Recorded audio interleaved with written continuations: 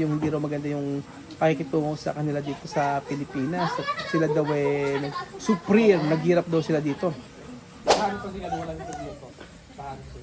Abay, ang dinig ko sa iyo marunong ka magluto ng igado.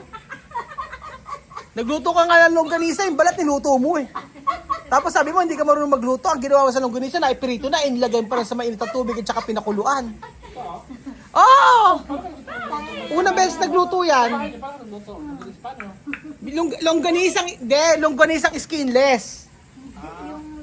Longganisang skinless, may balat pa. Pinirito niya. Bakit daw hindi naluluto? Kasi may plastic pa, di ba? May plastic, pinirito niya. Oo, pinirito niya yung longganisa na may plastic. Tapos pagkayari, bakit daw hindi naluluto? Kasi may plastic. Eh paano may plastic? Para daw maluto, alam mo ginawa, pinakuluan pa niya, skinless yun. Bili tumubay ka kung makatawa ka. Parehas kayo, itlog lang nga alam iluto.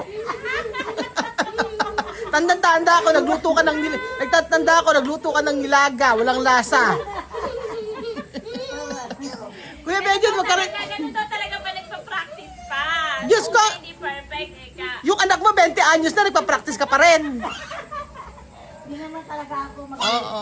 Si Benjon, tatawa-tawa ka rin, yung luto mo rin. Nagluto ka ng tinola. Nilagyan mo ng malunggay, pati yung sanga ng malunggay, nilagay mo. Hindi, ganun man lang sa Bicol. Ano? Malunggay yung nilagay. Oo nga, pero yung sanga ng malunggay, hindi naman nilalagay Kuya Benjon yun. Malunggay, hinihimay siya. Hinihimay yun. Sinasama yung mga Konti lang yun. Sinama niya yung sanga. Yung sanga ng malunggay. Balik pa lang yung sarapin naman kayo nila. Oo. Tapos, yung sanga ng ano ba sanga sinasabi mo malunggay? Yung, di ba yung sa pinakadahon niya? Oo. Yung nakasakasapang maliliit yun. Oo. Sinama niya. Ayun. Hindi, yung katawan. Ano yun? Yun na rin kinain. Alam mo nangyari, walang kumain na panis. Di ba na panis lang? Walang kumain. Kasi di ba kayo nakakain ng mga ganung pagkain? Eh, di nga namin kinakain yung ganoon. Diba? Ayaw kasi nila na. Ang tinulo namin na manok, mayroon din malunggay. Meron naman. Meron naman talaga. Meron naman. Oo. Dito, ang nilagay lang dahon ng sili. Daw ng sili. Ako na sila pinakadabas nila kasi dito. Oo, pero daw hindi na malunggay. Karaniwan nilalagay pag nagpapagatas. Yan yung inaano. Ay, Bili, wag kang tali-talinuhan. Di ka marunong magluto. Ay, dito ka marunong na. Sa 20 years na si Luigi, si Pogi ang nagluluto. Ay, sino may sabi sa'yo? No? Sino may sabi sa'yo? Pakiharap nga yung nagsabi sa'yo. Susumbong talaga kita.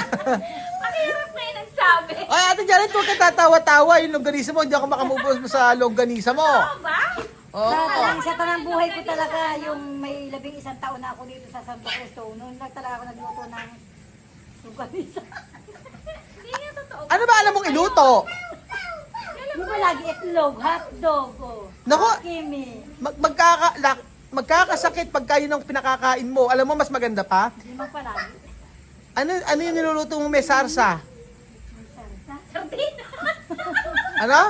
Sardinas. Gigisa tapos meron ding malutay.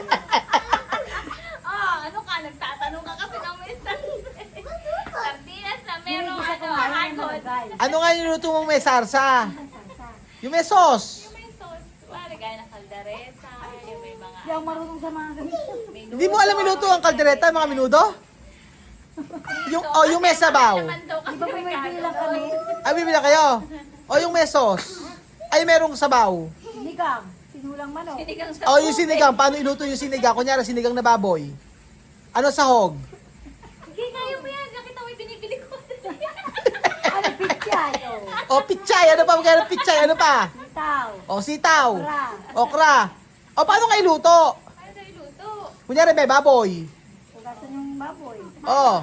Papakulay yung baboy. O, pakulay yung baboy. Tugasan ulit yung baboy para malinis. Magbuntog sa Ay, tuwa. sa mawala na ng lasa. Axel. Ano na? Makuloan yung power kasi mawala na ng lasa. Ano nga ginagawa sa ano? Kunyari may baboy. O. Tapon. Papakuluan. Paano papakuluan? Papalambutan. Sa ano papakuluan? Siyempre, lagi mo sa kasirola. Kaserola. Hindi mo sinabi yun. Sibuyas. O tapos, May mga gulay. sibuyas lang ba yon? Sibuyas, kamatis, O kamatis nga pala. Sa Kung gusto mo may utot ka, may lagyan mo. Ano ba yung ano na nga? Bili! Yung nakikita mo lang yung binibili mo, isa ka pa. Mabuti, labanos. Labanas niya. Tinigay ka, Bili. Sa karinderya ka lang kung bumibili ng ulam yung tanghalian. Kasama kami yan. Ano? Oo, Pag nagluluto ka kami, ano yung kaluluto mo? hindi kayo nagluluto. Tigilan nyo kami, bumibili kayo sa karinderya. Ito, gulay na pichay, Oh. gulay na tugi, Paano luto yung toge? hinigisa, Saan ginigisa? sibuyas, Oh. bawang mantika. O tapos? Tapos yung togi, may kumuna yung togi. O, ilubong togi na yung togi. O, ano pa sahog? Kasama na yung gulay. Anong gulay? Polyo, may carrot, Oh. may ano ba yung nilagay ko? May kamuti, may singkamas. At siguro. Messing ka mas sa inyo. Hindi, gumay ko ng singkamas. Oo nga, messing ka mas nga nilalagay sa inyo. Niluluto. Hindi, dito ko lang natutunan. Dyan mo lang. Tapos, ano pang palasa? Ginisa mix. Ay, ako Walang ay sahog? sarap. Ano lang, tokwa lang. Ano na? Tokwa. Tokwa? Di pa Lagang tokwa. Pero itry mo, walang sahog kung hindi maglagay ka ng konting asukal. Yun lang, masarap. Oo. Si Billy talaga. Billy, aminin mo na yung totoo, hindi ka marunong magluto. Sige na dito, okay. Umo ako na lang. Okay. Si Billy, masarap magluto yan. Ay, oo, napakasarap. Kaya lahat ng tira niyo sa amin napupunta. alam ko yan. Kaya itatanong ko kay Papa, Pasay, sino nagluto niyan? Ay, si Belgium. Kaya pala. Bedyo nung binabalata ka ni Belinda. Masarapan sila. Pwede ko lang ko. Hindi nga, yung natira sa atin, ibinigay natin kay Belinda. Si Belinda, natira sa kanila, ibinigay sa aso. Ngayon, itong binigay ni Belinda sa aso, nung kinain ng aso, ibinigay ng aso sa bibe. Nang ibinigay ng aso sa bibe, hindi nila nakain. Hanggang sa napanis Kaya na. pala yung bibi ko eh. Ay, pwede, yun ang binabalata ka ni, ni Tapos Belinda. yung pusa ko, bahing ng bahing, ayaw niya rin. Naku, ewan ko sa Type inyo. yung lasa. Actually, wag mo kong daanin sa ano. Ano sabi mo? Pag-gel daw ng kuko. Sino? Si ano nga, di ba kapunta sila ng Robinson, sinama nga si Luloy. Nagpando siya ng kuko. Nagbibiroan tayo tapos ang sinisingit mo si Joanna. Naalala mo na naman si Joanna. Yun nga yung huling punta nga niya, pinakita nga niya yung kuko Magiging niya. ano nga niya kasi yun. Ano ba kayo? Siguro, Balain nga niya yan nga ni. Di ba? Daiman ba ka? nagpunta sa Robinson? Ay, nagpunta nga sa Robinson nyo, binigyan ko ng pera. Yun nga, nakita nga niya. Ay, abay, binigyan ko, Kaya nagagalit di kasi naman. Ay! hindi, ang laki na binigay ko nga dun eh. Nagpunta ng Robinson yun, Alam mo, sa talambuhay ko, di ba ako magpa-gel siya pa lang. ano na? Naunahan pa niya ako talaga. Nagpa-gel? Pa-gel lang ako. Ade, gusto mo, gusto mo ba? Asa gel ng buhok ni Belgium. Oo. Natawa si Kuya Ben. Ito nga sasabihin ko. Di ba sasabing gano'n niya, ano ko na rin siya, hindi raw maganda ang, ano tagon? Hindi maganda ang treatment ko daw sa kanya. Ayun sa video, sabi gano'n. Di ba gumawa siya ng video? Ang sabi niya, hindi raw maganda yung treatment ko kaya Joanna. Sabi gano'n, hindi raw maganda yung treatment ko sa kanya, kaya daw, yun, bad daw ako. Pati yung anak niya sabi, bad daw ako. Hindi raw maganda yung treatment. Binigyan ko nga lang ng 3,000 ata yun o 3,000. Sabi ko magpapagupit lang daw at saka gupit at saka manicure, pedicure.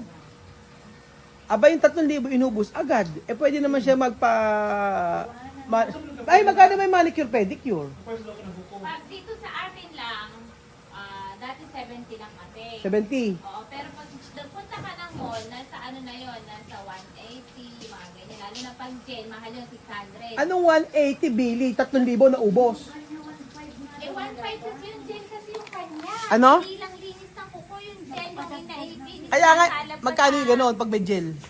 Dito kasi kay Pebble 600 yun. Oh. O, de pag nagpunta ka na ng mall, doble na yun. 1.5 nga daw. Naubos kayo 3,000 binigay ko. Saglit lang. Oo, andyan. Kaya gusto ko malinis. Yan, Spigol, plus na ko. Sige nga. Kasi kami dito nga lang ay sabi kasi nagpaalam na sa akin yun dati. Sabi nga na kaya hindi ako kaya ako yung naiinis kapag kasinungalingan na ginagawa, sabi na maltrato ko daw sila, yung hindi raw maganda yung pakikitungo sa kanila dito sa Pilipinas. Sila daw supreme, naghirap daw sila dito. By 3,000 ang usapan lang namin ay magpapalinis ng kukot, manicure, pedicure. Tapos si Westy magpapagupit, yung 3,000 na ubos is saglit lang, oras lang. Kulang pa daw at kumain pa raw sila. Dead ma lang sa akin, okay lang. Kaya lang nakakainis pagka ganung yung mga ganung ginawa sa kanila hindi pa niya na-appreciate at sabi nga nun dinadala ng daway ng manok, ganun. Ano ba yan? Tapos di ba pag naaalala ko sila Joanna Belgium, ano? Mag-drive-thru tayo. Yung order nila matindi, di ba? Sa drive-thru. Isang buong bucket meal. Isang buong bucket na manok. Ganon. Anong 500? 8? 8 manok. Nag-drive-thru sa Jollibee. 8 manok. Tapos meron pang patatas sa may coke pa. Tapos gabi yun. Tapos pagkayari may merong pang bibili pa ng may extra pera, 1,000, nagbigay ng 1,000. Yung pala gawin sa 1,000 bibili ng alak. Ganoon. Sabi niya, Roel penging 1,000. Ay, hindi pala 1,000, Roel penging pera. May bibili lang ako sa tindahan. Ganoon, abay sisimutin ka sa yung time na ng unang dating nito, okay lang. Para ma-experience sila, okay pa. Bay nang tumatagal na parang wala ka ako wala tong tawag doon. Hindi binabalyo yung pera, basta sila gumastos lang. Tapos ay, Bejun! Naalala mo yung sabi ni Joanna na sa Angeles doon siya titira? Oo. Doon siya magtitira. Doon siya titira kasi doon may mga apam daw, di ba? Oo, yun ang sabi niya gano'n. Nung one time nagpunta kami sa may Angeles, sabi pa niya doon daw siya titira. Sabi na siya pera, walis daw siya. Doon daw siya pupunta sa Angeles, doon daw siya titira, doon daw siya maghahanap ng papangasawa niya, ganoon. Kaya paano mo sasabihin na minaltrato mo yung mga ganyan napakasarap ng buhay nila dito sa Pilipinas? Tapos gumagawa pa siya ng mga videos na hindi yung mga sinasabi sa akin na hindi maganda. Dapat nga, di ba, kung tutuusin nga, ang isipin na lang niya ay bumalik na sila doon. Bumalik na sila doon sa Gabon. Tapos sinusuportahan ko pa rin naman sila. Tapos kung dahil nagpadala ako ng 180,000 at naintindihan niya yung sinasabi ko na mag-antay lang dahil yun lang ang pera ni Kabayan, wala naman talagang problema. Tapos mo ilang days lang, binigay ko na uli yung 70,000. Binigay ko na para makumpleto lahat. Ano ba naman yung mag-antay lang? Ba hindi na-appreciate. Kung siya na-appreciate niya, wala namang problema talaga sa sobrang galit ko, di ba, yung pinatay ko na siya ng telepono, yung doon talaga sabi ko ngayon, ay wala ka ako walang concern sa akin, pero lang gusto. Doon ako talaga nasabi ko ganoon, wala to. Sabi ko sa kanya, nagmamalasakit ka sa kanila hanggang makabalik. Ang usapan namin, pagbalik nila sa Equatorial Guinea, uupat, tapos bibili mga gamit, ganyan. Pero wala na, hayaan na natin. Kaya lang, pagka naalala mo yung mga ginagawang paninira sa atin hanggang sinasabi na tayo yung di raw ang maganda yung trato natin sa kanya. Hindi raw maganda yung trato natin sa kanya at pinababayaan, isang manok, isang tinapay ang binibigay. So ano ba yung kinakain nila doon sa sa Africa? Nakakain ba sila ng rice doon?